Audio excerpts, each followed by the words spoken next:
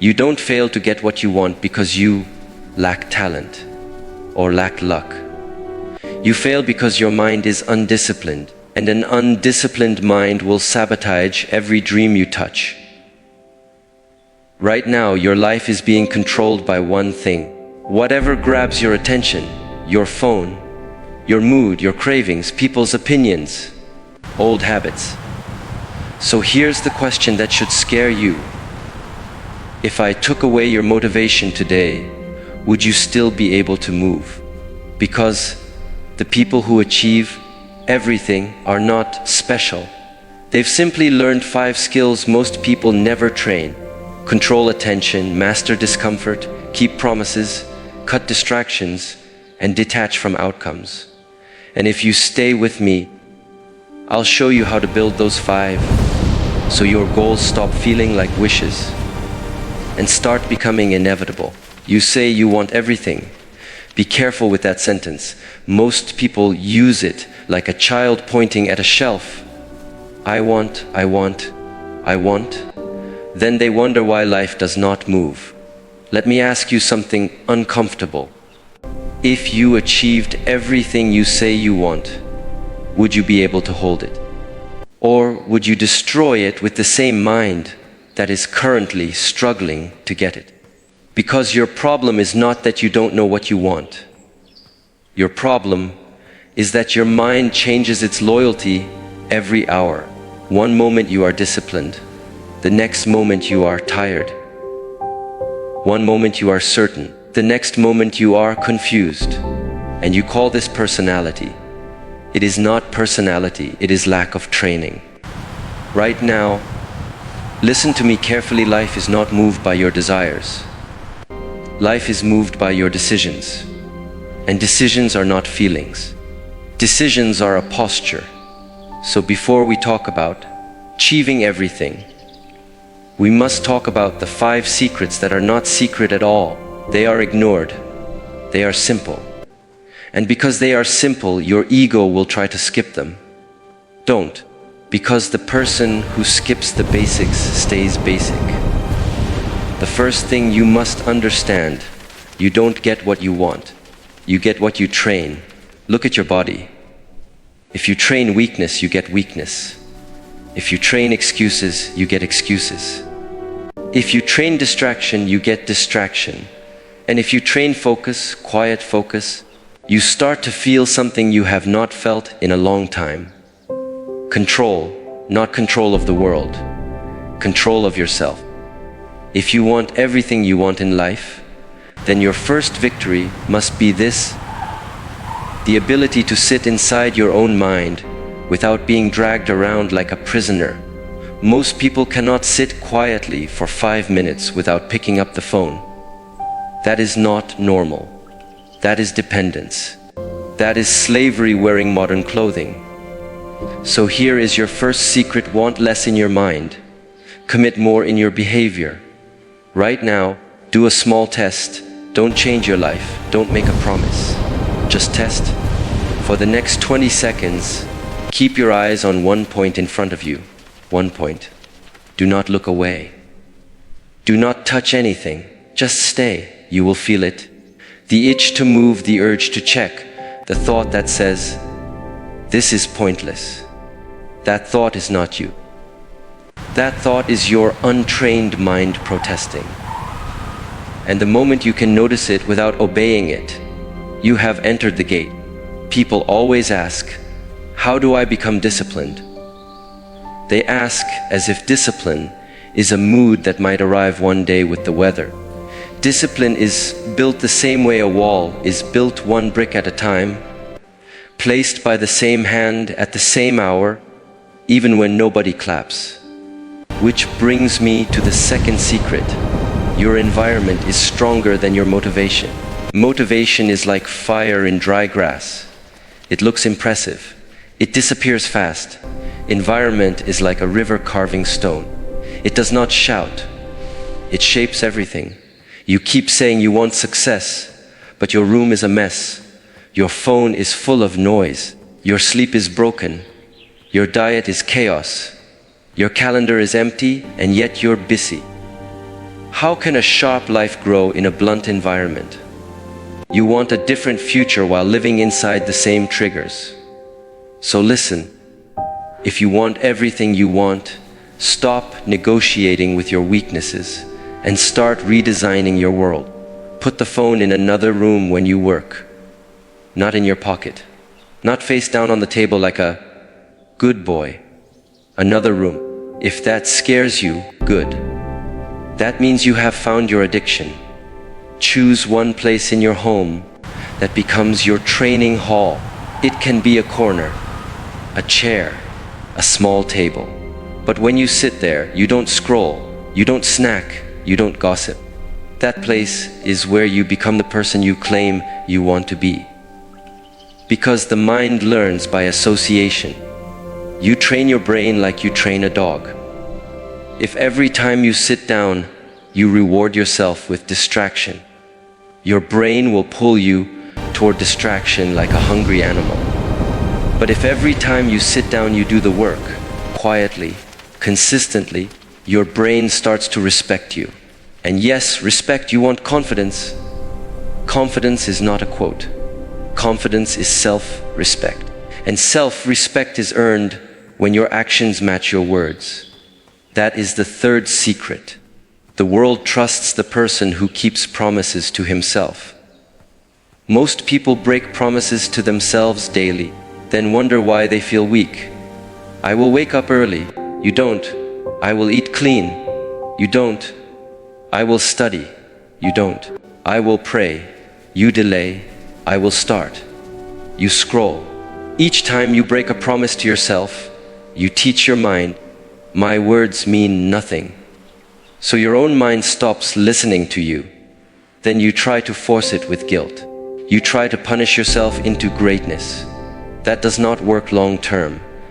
It creates a bitter warrior who fights himself. Instead, do this: start making smaller promises that you can keep. Make them almost insulting in their simplicity.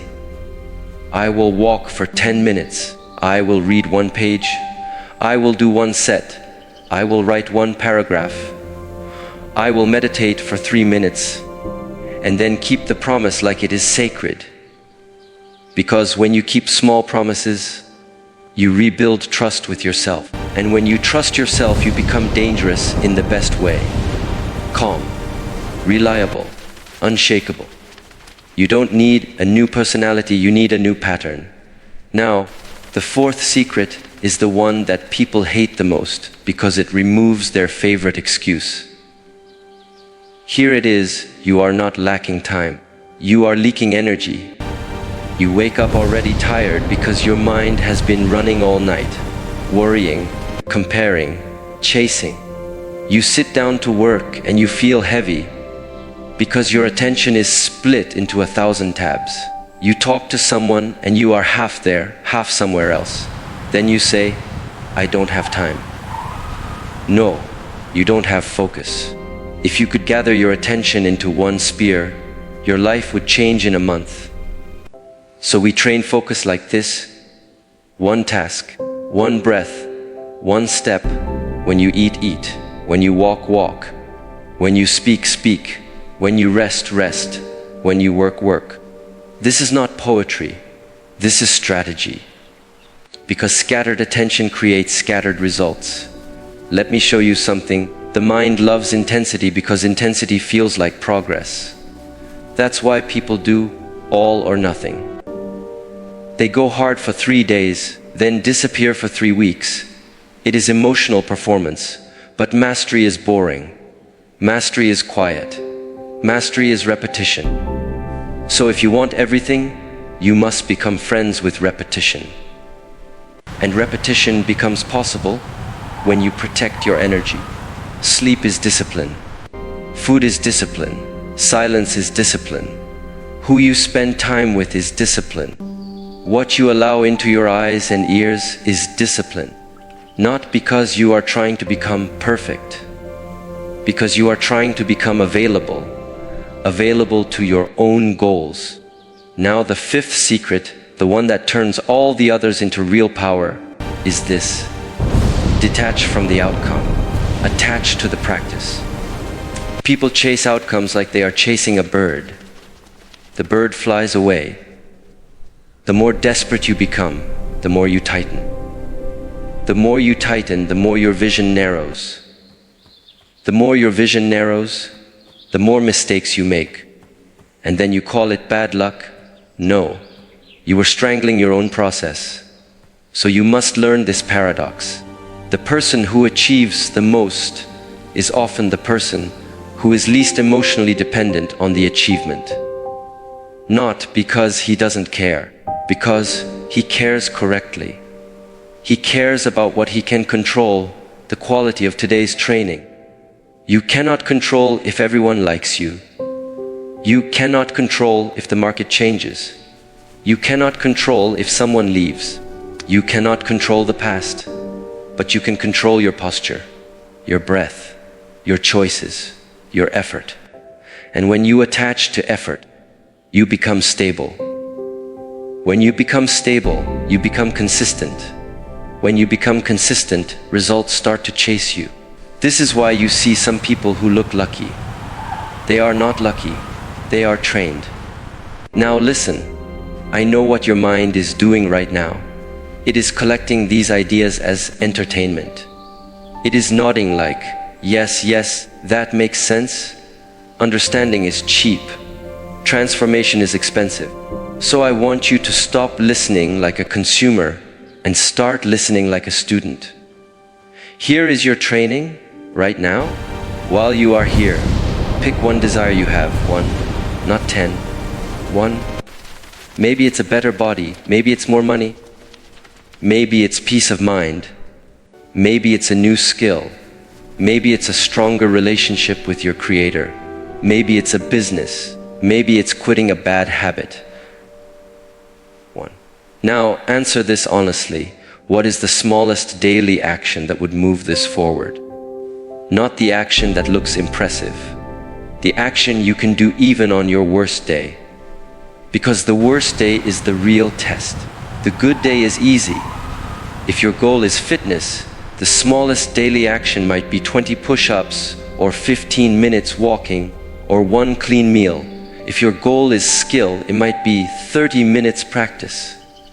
If your goal is money, it might be tracking expenses daily or making one sales call or learning one concept.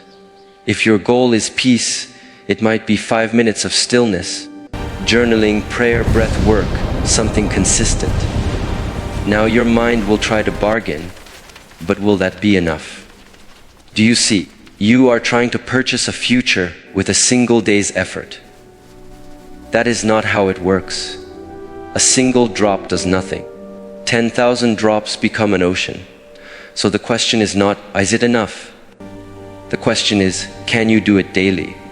If you can, then you have found your lever. And now we apply the secrets. Secret 1, want less in the mind, commit more in behavior. So you stop fantasizing, you start doing. Secret 2, environment beats motivation. So you remove friction. You prepare your shoes. You set your space, you remove distractions. Secret 3, keep small promises. So you do the daily action no matter what mood you're in. Secret 4, protect energy. So you stop draining yourself with nonsense and you start sleeping and eating like someone who respects his life. Secret 5, detach from outcome, attach to practice. So you stop checking results every hour like an insecure trader. You become a craftsman. You show up. Now let me speak to the part of you that is afraid. Because if you are honest, the reason you have not gone all in is not laziness. It is fear. Fear that you will fail. Fear that you will succeed and then be judged. Fear that you will outgrow people you love. Fear that you will try your hardest and it still won't work. So you stay in the middle. Comfortable suffering. Familiar frustration. Listen, the middle is where dreams go to die politely. If you want everything, you must accept a simple truth. Discomfort is the entry fee. The body grows by stress and recovery. The mind grows by challenge and reflection. The spirit grows by humility and obedience. Everything grows through pressure. So stop asking for an easy path. Start asking for strong shoulders. And when you feel resistance, don't call it a sign to stop. Call it what it is, a sign you are touching the edge of your current identity. That edge will always fight back. Your old self is not evil. It is just protective. It wants to keep you safe by keeping you the same. But you are not here to remain the same. So when the urge to quit comes, do not debate with it. Do not argue. Do not explain. Do not create a story. Just return to the practice. One breath, one rep, one page, one prayer, one action. You want everything. Then become the person who does not need to be pushed. The person who moves even when nobody is watching. Because the truth is, nobody is coming to rescue your potential. And that is good news. It means your life is in you.